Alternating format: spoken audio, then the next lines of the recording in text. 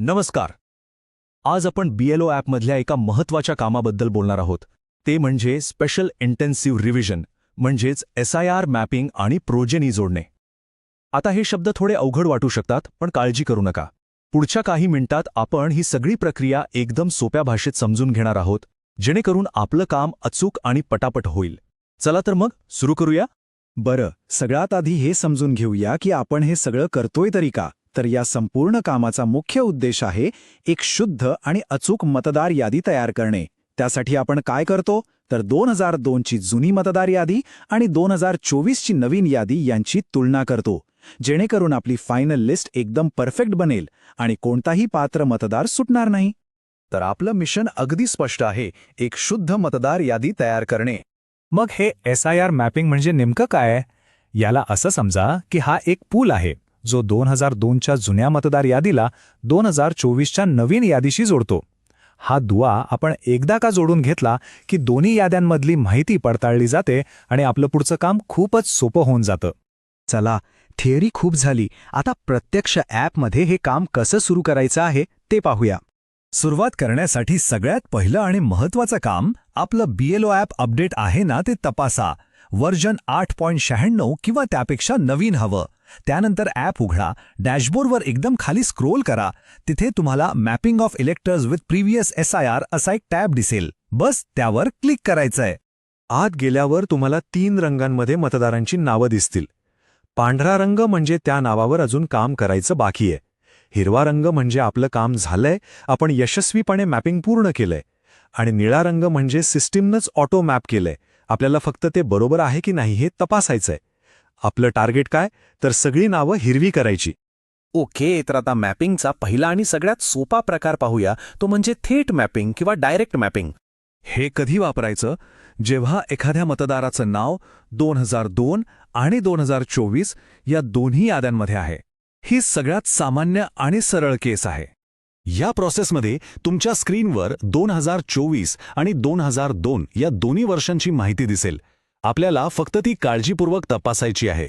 जर सगळं काही तंतोतंत जुळत असेल तरच येस बटणावर क्लिक करा. असं केल्यावर त्या मतदाराचं नाव हिरवं होईल. पण जर माहिती जुळत नसेल तर येस दाबून नका, कारण चुकीचं मॅपिंग आपल्याला टाळायचं आहे.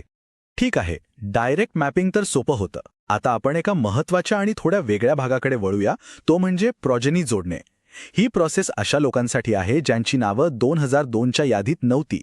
आता प्रोजेनी हा शब्द ऐकून गोंधळू नका. सोप्या भाषेत सांगायचं तर हे म्हणजे वंशावळ जोडणं. म्हणजे 2002च्या यादीतल्या मतदाराची मुलं, मुली, नातू किंवा नात जे आता 2024च्या यादीत मतदार म्हणून नोंदवलेले आहेत. मग प्रश्न असा पडतो की एखाद्या मतदाराचं नाव 2002च्या यादीत नाहीये, पण त्यांच्या पालकांचं किंवा आजी आजोबांचं नाव आहे, तर मग अशा लोकांना कसं मॅप करायचं? तर त्यासाठी ॲपमध्ये 2 सोप्या पद्धती आहेत. पहिली आहे ॲड प्रोजेनी आणि दुसरी आहे मार्क सेल्फ ॲज प्रोजेनी. लक्षात ठेवायला सोपं आहे. जर तुम्ही पालकांच्या रेकॉर्डवरून मुलाकडे जात असाल तर पहिली पद्धत वापरायची, आणि जर थेट मुलाच्या रेकॉर्डपासून सुरुवात करत असाल तर दुसरी पद्धत वापरायची. चला, पहिली पद्धत सविस्तर बघूया. सगळ्यात आधी पालकांचं थेट मॅपिंग पूर्ण करा, म्हणजे त्यांचं नाव हिरवं होईल. ते झालं की त्यांच्या नावासमोरच ॲड प्रोजेनी नावाचं एक बटन दिसेल, त्यावर क्लिक करा. मग त्या मुलाचा किंवा नातवंडाचा एपिक नंबर टाका, योग्य नातं निवडा, मुलगा की मुलगी, आणि शेवटी ॲड बटन दाबा. झालं काम. आता दुसरी पद्धत, मार्क सेल्फ ॲज प्रोजेनी. ही पद्धत तेव्हा वापरायची जेव्हा तुम्ही मुलाच्या रेकॉर्डपासून सुरुवात करत असता. त्यासाठी डॅशबोर्डवर mark electors for self as progeny या ऑप्शनवर जा. तिथे आत्ताच्या मतदाराला म्हणजे मुलाला शोधा आणि मग त्याच्या पालकांना शोधा.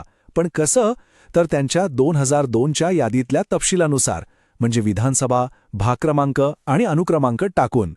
योग्य पालक सापडले की नातं निवडून रेकॉर्ड्स जोडून टाका.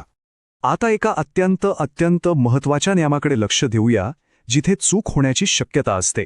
तो म्हणजे विवाहित महिलांचं मॅपिंग. हा एक नियम अगदी पक्का लक्षात ठेवा. विवाहित महिलेचं मॅपिंग तिच्या पतीच्या रेकॉर्डसोबत कधीही करायचं नाही. तिचं मॅपिंग नेहमी तिच्या माहेरच्या म्हणजेच तिच्या आई किंवा वडिलांच्या 2002च्या रेकॉर्डसोबतच झालं पाहिजे. ही गोष्ट कटाक्षाने पाळायची आहे. आणि हे काम अचूकपणे करण्यासाठी अशा केसमध्ये नेहमी मार्क सेल्फ ॲज प्रोजेनी हीच पद्धत वापरायची. या पद्धतीत विवाहित महिलेला निवडा तिच्या वडिलांना 2002च्या यादीतील तपशील वापरून शोधा आणि नातेसंबंधात मुलगी निवडून रेकॉर्ड्स जोडा. चला, आता आपण शेवटच्या टप्प्यात आहोत. इथे आपण बघूया की काम करताना काही चूक झालीच तर ती कशी दुरुस्त करायची आणि काही अंतिम महत्त्वाच्या टिप्स. काळजी करू नका, काम करताना चूक होऊ शकते आणि ती दुरुस्त करायची सोय ॲपमध्ये आहे. जर थेट मॅपिंगमध्ये चूक झाली असेल तर अनमॅप इलेक्टर हे बटन वापरून तुम्ही ते रद्द करू शकता.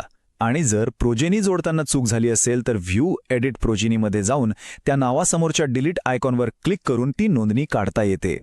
जाता जाता काही महत्त्वाचे मुद्दे लक्षात ठेवा. 1. प्रोजेनी म्हणून जोडल्या जाणाऱ्या व्यक्तीचं वय शक्यतो 40 वर्षांपेक्षा कमी असावं. 2.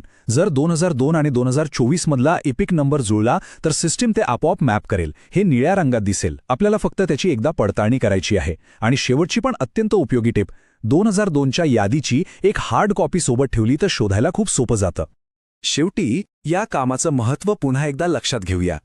अचूक SIR मॅपिंग केल्यामुळे केवळ पारदर्शकता आणि मतदार यादीची अचूकता वाढत नाही, तर सगळ्यात महत्त्वाचं म्हणजे आपल्या सगळ्या BLOंचं भविष्यातलं काम खूप सोपं होतं.